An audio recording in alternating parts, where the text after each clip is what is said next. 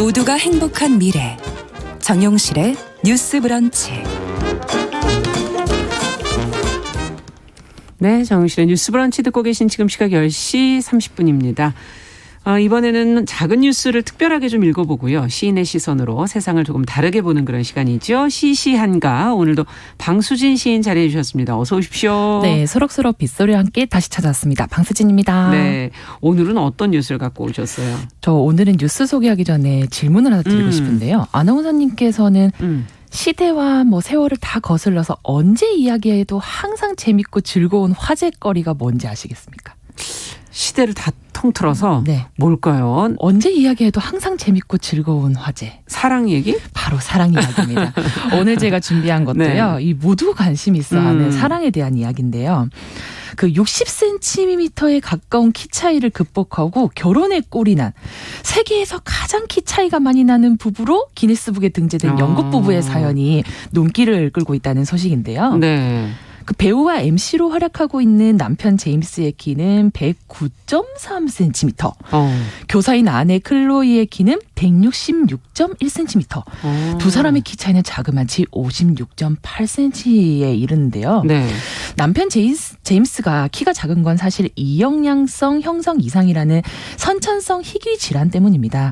이 질환을 앓는 사람들은 이제 뼈와 연골의 발달 장애를 겪으면서 키가 좀 작고 팔다리가 짧은 특성을 가지고 있다고 하는데요. 네. 사실 제임스는 이런 자신의 질병이 있기 때문에 나는 아마 평생 결혼할 수 없을 거야 라고 생각을 하며 살아왔다가 예. 2012년 우연히 클로이를 만났고 두 사람 정말 운명처럼 서로에게 이끌려서 사랑도 하고 결혼해서 딸도 낳았다고 합니다. 재밌는 건 이 아내 클로이의 이상형이 사실은 키가 굉장히 큰 남자였다고 해요. 네. 그런데 남편을 만난 뒤 이상형이 완전히 달라졌고 어떻게 반대로 만났네요. 완전 반대로 만나서 네. 클로이는 더 이런 얘기를 했다는데요.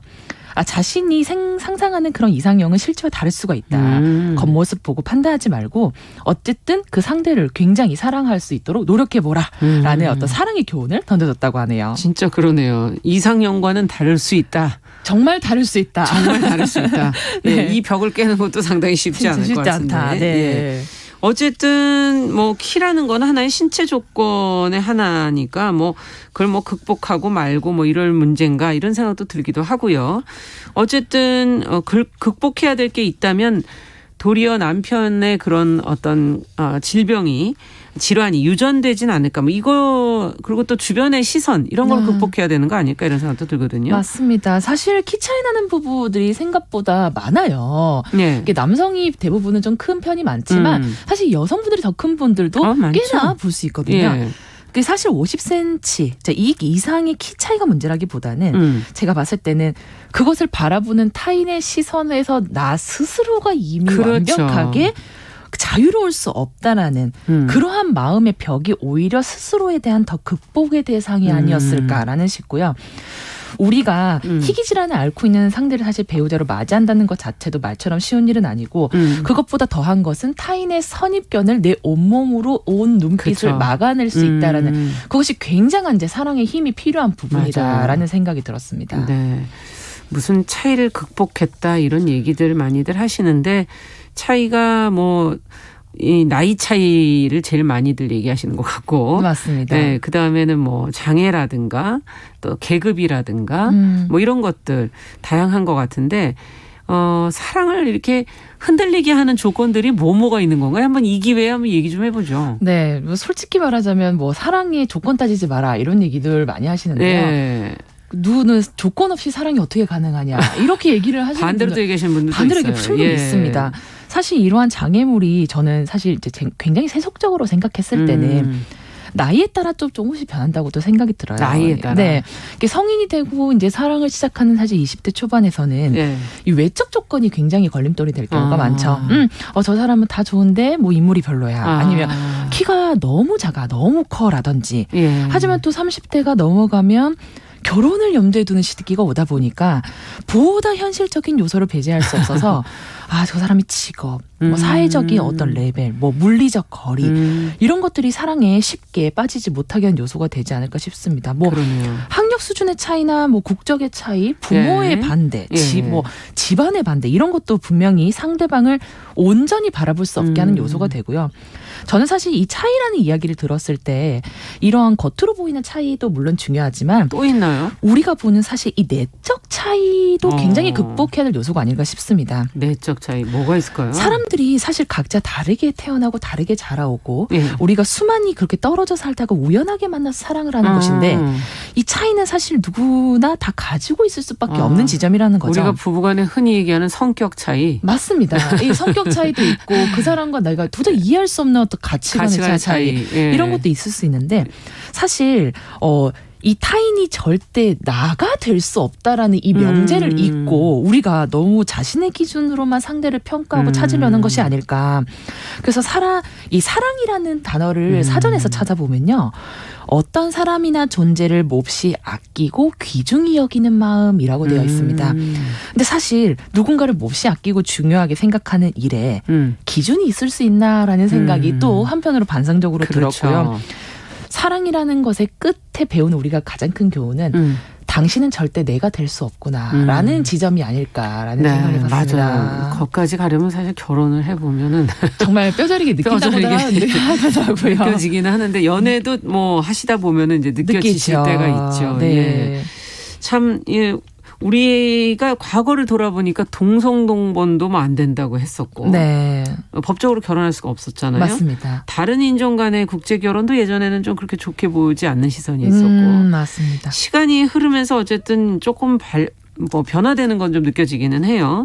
그래도 또 어쨌든 사랑의 걸림돌이 여전히 어딘가에는 있지 않은가 하는 생각도 들기도 하고요. 네.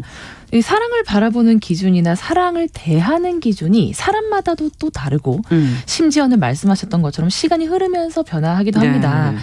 그런데 사실 동성동본도 허락되고 국제결혼도 보편했다고 해서 듣기에는 굉장히 우리가 개방적이게 된 것 같지만 사실 저는 그 속을 들여다보면 오히려 아니라는 생각이 들거든요. 왜요? 왜냐하면 저희 이제 부모님의 이야기를 들자면 부모님께서 이제 직장에서 우연찮게 만나서 연애를 하시다 결혼하셨는데 물론 뭐 싸우기도 굉장히 많이 싸우시고 헤어지기도 굉장히 뭐 20번 넘게 헤어지고 결혼하셨다고 실제로 말씀하셨는데요. 결혼하실 때 사실 정말 양가에서 굉장히 반대가 심했음에도 불구하고 그 반대를 무릅쓰고 결혼을 하셨다는 거죠. 그런데 사실 그 소토리를 들으면서 저희가 생각을 했어요. 과연 요즘 시대의 친구들이라면 그걸 감행할 수 있었을까? 오히려 이제 그 부모님을 그토록 용감하고 불굴의 의지로 만들었던 것이 무엇이었을까라는 어떤 되짚는 생각도 해보고 우리가 예전보다 훨씬 사랑 앞에 많은 장벽과 기준을 세워놓고 오히려 우리가 그 사랑 앞을 더 넘어서지 못하게 만든 거 아닌가. 그러니까 제도적이나 물리적 조건은 느슨해졌을지 몰라도 정작 사랑 앞에 놓여진 벽은 더욱 두껍고 견고해진 것은 아닐까라는 생각을 좀 해보게 됐어요. 네, 진짜 그렇다면 사랑이라는 것은 모든 걸 초월할 수 있는 건가요? 그리고 사랑이라는 건 그러면 극복할 수 없는 게 없는 건가요? 이런 질문을 하게 되네요. 네, 저도 근본적으로 자문을 어떻게 하게 보세요? 됐어요. 예. 그러면 정말 사랑은 모든 것을 해결할 수 있는 걸까? 예. 사실 뭐 사랑은 러브 블라인드, 뭐 사랑은 눈을 멀게 하고 장벽을 뛰어넘게 한다. 뭐 이렇게 얘기를 하시는데요. 또 반대로 그런 말도 하잖아요. 가난이 들어오면 사랑도 담벼락을 넘는다. 그런 말을 하기도 해요. 예. 그러니까 정말 아무리 대단한 사랑과 뭐 이런 것도 사실 현실적인 고난과 생존의 앞에서는. 위협을 받게 되면 그 영속성을 장담할 수 없는 부분도 있다라는 거죠. 근데 사실 저는 이제 이런 현실적인 조건도 있지만 가장 중요한 것은 사랑을 하는 이 주체인 나를 잃어버리지 않는 상황에서 이 사랑도 있어야 된다라는 지점을 좀 말씀드리고 싶어요. 예. 사랑은 반드시 주체와 객체가 필요한 것이고 이 사랑을 이어가기 위해서는 무엇보다 이 주체인 내가 없어지면 안 되겠죠. 그렇죠. 근데 어떤 사랑은 너무 깊이 빠지고 너무 극도로 치닫다 보니까 이 사랑의 주체인 나를 잃어버리게 하는 순간도 오게 됩니다. 뭐 나의 존엄성을 되려 짓밟는다든지 아니면 나의 세계를 막 무너뜨려 버린다든지 그렇죠. 아니면 나의 가치를 굉장히 절하시킨다든지 예. 이러한 사랑을 막 맞닥뜨리게 되면 과연 우리가 그럼에도 사랑을 택할 수 있을까? 그 사랑이 과연 행복할 수는 있을까? 그렇죠. 라는 지점을 좀 생각해 보게 되는 것 같습니다. 네. 참 어떤 균형을 잡아야 되는 거 그 안에서 네. 예, 그런 것도 참 어려운 일일 것 같고요. 네. 이와 관련해서는 어떤 시가 떠오르셨어요? 네, 저는 오늘 이 시간을 굉장히 좀 설레면서 기다렸는데요. 왜냐하면 예. 제가 가장 좋아하는 사랑시 중에 하나를 오늘 소개해 드릴 수 있을 것 같아서였습니다. 단순히 뭐 내가 당신을 사랑하고 뭐 우리의 사랑이 얼마나 절절해요 이렇게 사랑을 호소하는 작품이 아니라 정말 담담하게 우리가 사랑을 대할 때 어떤 태도와 자세를 임해야 되는지를 알려주는 시가 있거든요. 제가 굉장히 좋아하는 시인데 이건하 시인의 소울메이트라는 시입니다. 제목이 소울메이트네. 네, 우리가 흔히 뭐 소울메이트라는 거는 친구 간, 연인 간, 네. 뭐 이렇게 굉장히 특별하고 영적인 교감을 하는 그렇죠. 사이에서 쓰는 말인데 이 소울메이트를 정말 우리가 만나게 되면 이런 마음이 들겠구나라는 생각을 어렴풋이 하게 할 수 있는 그런 시라고 할 수 있겠죠. 네, 한번 들어볼게요. 네.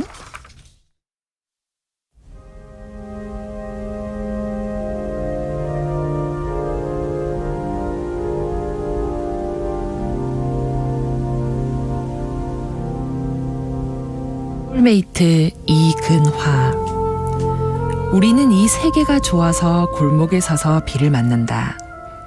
젖을 줄 알면서 옷을 다 챙겨 입고 지상으로 떨어지면서 잃어버렸던 비의 기억을 되돌려주기 위해 흠뻑 젖을 때까지, 흰 장르가 될 때까지 비의 감정을 배운다. 단지 이 세계가 좋아서 비의 기억으로 골목이 넘치고 비의 나쁜 기억으로 발이 퉁퉁 붓는다. 외투를 입고 구두끈을 고쳐맨다.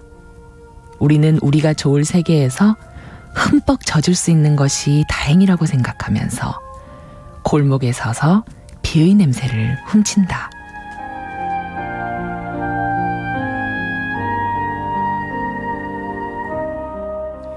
네, 사랑의 세계라는 것도 이런 건가요? 비를 맞는 것 네, 같은? 저는 이 시를 읽었을 때 정말 네. 진짜 제 몸이 흠뻑 부어 어떤 감정에 젖어오르는 느낌을 받았었는데요.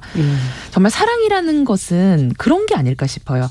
제가 단지 이 세계가 좋아서 젖을 줄 알면서도, 그러니까 내가 이만큼의 고난과 역경이 있음을 알면서도 굳이 옷을 챙겨 입고 그 골목에 서서 비를 맞는 행위와 비슷하지 않을까. 예. 상대를 이해하고 또 포용하는 그런 행위가 흠뻑 젖은 채 상대의 어떤 장르를 배우는 행위와 비슷할 것 같기도 하고, 다른 이유도 목적도 없이 오로지 단지 그 상대라는 한 세계가 좋아서 내 발이 퉁퉁 붓더라도 이 세계를 결코 나는 떠나지 않을 거야 라는 다짐을 하는 것. 야.